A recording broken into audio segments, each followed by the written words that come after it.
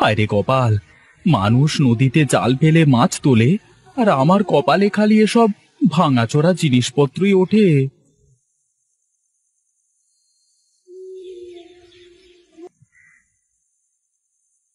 কিরে নদাই, কোথায় চললি উজান টানে? কি করব দাদা, জাল ফেলে তো কিছুই তুলতে পারি না। কি তুলবি রে তুই? মাছ ওঠে না জালে? মাছ উঠলে কি আর এভাবে উজান টানে দৌড়াতাম গো দাদা, আমার কপালে বুঝি মাছ নেই। তুই তো ধৈর্য ধরে মাছই ধরতে পারিস না বেটা। এত অধৈর্য হলে কি আর মাছ শিকার করা যায়? বেশ তো, আমার না হয় ধৈর্য নেই, কিন্তু তোমার তো ধৈর্য আছে। তুমি কটা মাছ পেলে শুনি? তা তোর শুনে কাম নেই। আমি যা পেয়েছি তাতে আমার দিন হাজরি উঠে যাবে রে। তাহলে আর কি, তোমার সাথে গল্প করলে তো আর আমার চলবে না। আমি যাই দেখি কিছু করতে পারি কিনা।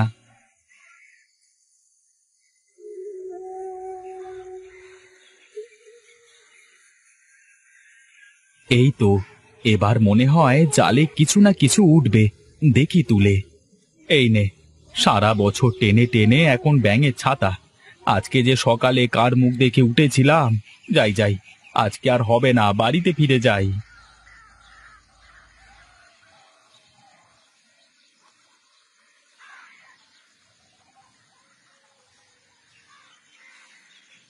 কি গো, তুমি আজও খালি হাতে বাড়ি ফিরেছো?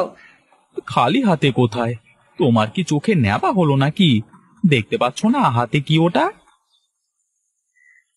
এইটুকু একটা পোনা মাছ এনে একদম মহাভারত উদ্ধার করে ফেলেছো মনে হচ্ছে।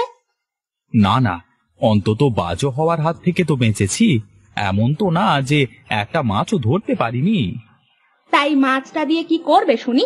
ও দিয়ে তো তরকারির গন্ধও হবে না।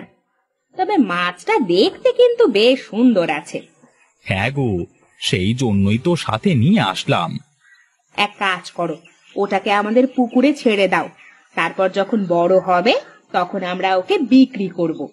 আরে তাই তো, আমার মাথায় তো এ বুদ্ধি ছিল না। থাকবে কি করে শুনি? তোমার মাথায় তো গোবর ভরা।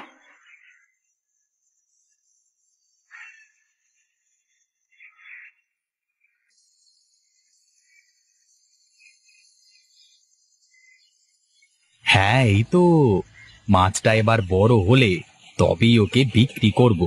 ভেবেছিলাম ছোট মাছ বলে আমি ওকে ছেড়ে দেব। হয়েছে হয়েছে, তোমার আর অত গীত গাওয়া লাগবে না। তুমি ঘরে গিয়ে বসো, আমি খাবার নিয়ে আসছি।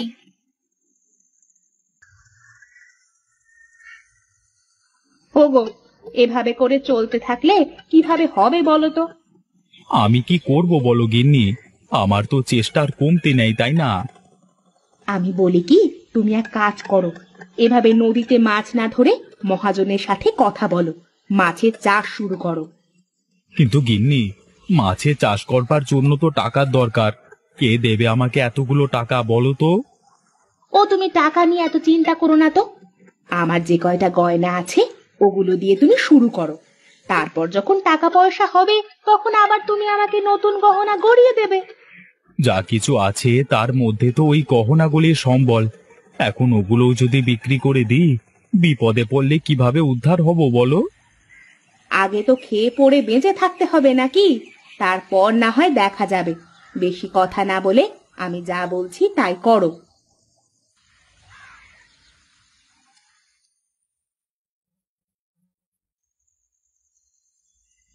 কিরে নদাই, কি করছিস আজকাল? তোকে তো আড়তে দেখতে পাই না রে। আগে তো রোজ আসতিস। দাদা বাবু, কিভাবে আসি বলেন তো?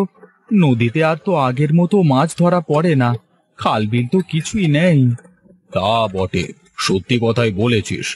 এখন মানুষ আর আগের নদীর স্বাদের মাছ খেতে পারে না। এই চাষের মাছের উপরে সবাই অভ্যস্ত, বুঝলি? দাদা, একটা আর্জি নিয়ে আপনার কাছে এসেছিলাম।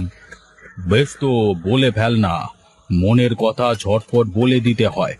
আমাকে দেখিস না, আমার যখন যা মনে আসে তখনই তাই বলে দিই।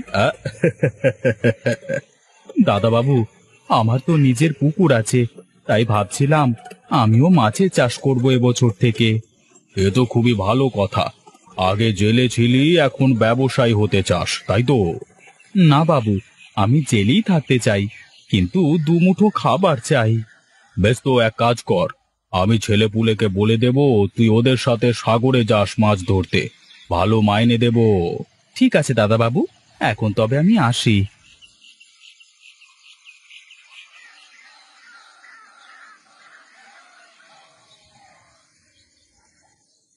কিরে নদাই, কোথায় গিয়েছিলিস এই রোদের মধ্যে? একটু মহাজনের সাথে দেখা করতে গিয়েছিলাম দাদা। বেশ, এটা কি বললো দাদা বাবু? কি আর বলবে, গিয়েছিলাম একটা কথা বলতে, সে আর এক কথা শুনিয়ে দিল। ঠিক আছে, আয় আয়, এদিকে আয়, একটু বস দেখি, শুনি পুরো ঘটনাটা শুনি। কি করব দাদা বলো, তুমি তো নদীতে মাছ ধরো, তুমি তো জানো এখন আর আগের মতো মাছ নদীতে পাওয়া যায় না। আর এই কটা মাছ দিয়ে কি হয় বলো তো? হ্যাঁ রে, কিন্তু কি করব বল, এছাড়া যে আর কোনো উপায়ও নেই। আমি তো তাও বেঁচে যাই, দাদা বাবু আমাকে সাগরে পাঠায় মাছ ধরতে। আমাকেও তো বললো যে তোমাদের সাথে সাগরে যেতে হবে মাছ ধরতে। তাহলে তো হয়েই গেল, এখন তো আর কোনো সমস্যা হবে না তাহলে। কিন্তু আমার গিন্নি আমার হাতে তার সব গহনা তুলে দিয়ে বলল আমাকে মাছ চাষ শুরু করতে। আর এই কথা তুই দাদা বাবুর সামনে গিয়ে বলেছিস, তাই তো? হ্যাঁ, কিন্তু তুমি হাসছো কেন? আরে পাগল, সমাজের তারাই তো মাথা, তারা যে কাজ করে আমরা কি সেই কাজ করলে মানায় রে? জেলেকে যে জেলেই থাকতে হবে। আমারও তাই মনে হলো, এই জন্যই তো আগে কত বলেছি সাগরে পাঠানোর জন্য, তখন না বলেছে, আর এখন রাজি হয়ে গেল। তবে যদি পারিস তাহলে সাগরে না গিয়ে মাছের চাষ শুরু কর। দেখি, বাড়িতে গিয়ে গিন্নিকে বলি, তারপর দেখা যাবে।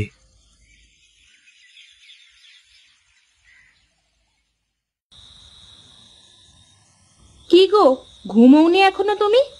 ঘুম যে আসছে না গিন্নি, চিন্তায় চিন্তায় ঘুম পালিয়ে গেছে। মহাজন কি বললো তা তো কিছু বললে না এসে? কি আর বলবে, জেলে জেলেই থাকতে হবে। আমাকে বলল এসব না করে সাগরে গিয়ে মাছ ধরতে, তার নৌকায় করে।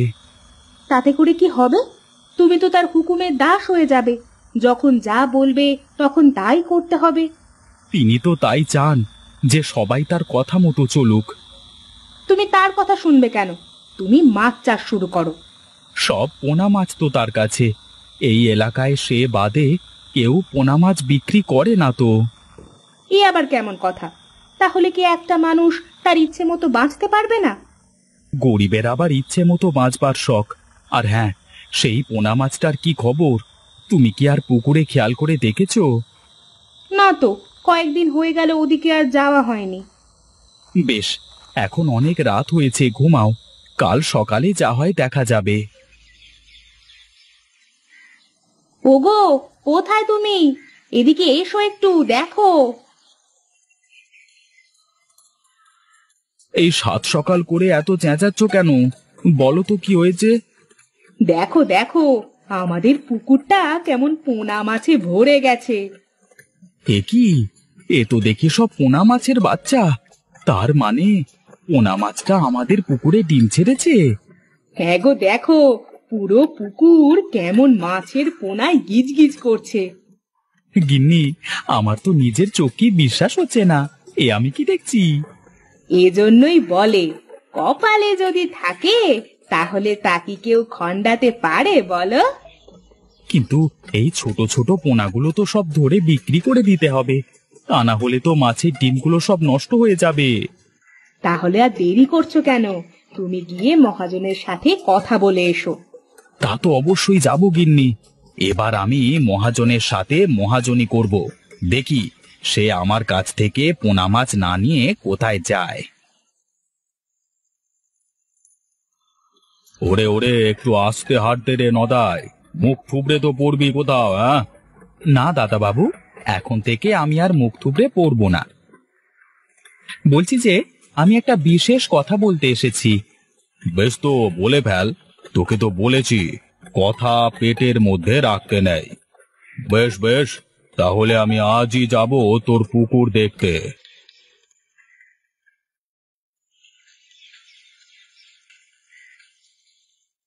আরে বাস, পুকুর ভর্তি রেনু পোলা, এত ডিম কিভাবে ছাড়লো রে পোনা মাছে?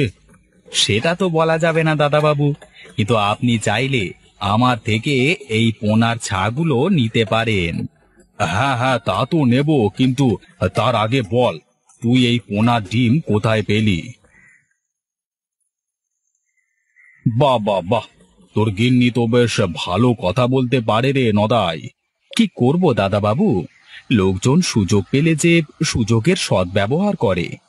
আচ্ছা ওসব কথা ছাড়, এখন বলতো নদাই, তুই কি দাদাবাবুকে এই পোনার ডিম দিতে পারবি? না দাদা, আমি ডিম দিতে পারবো না, কিন্তু চাইলে পোনাগুলো দিতে পারি। আচ্ছা, আমি যদি তোর এই পোনাগুলো বড় করি, তাহলে কি তখন এই পোনা ডিম দেবে?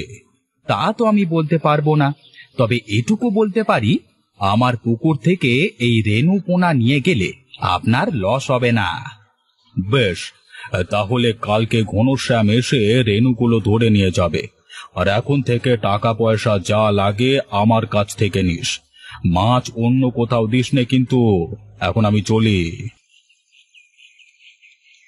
দেখেছো গিন্নি, একেই বলে তেলো মাথায় তেল দেওয়া। এতদিন 2 টাকা ধার দিতে চাইনি, আর এখন বলছে লাগলে টাকা গিয়ে নিয়ে আসতে।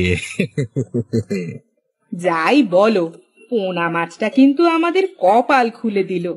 হ্যাঁ হ্যাঁ, তুমি তো আমাকে কত কিছু বলেছিলে, এখন দেখো কি হলো।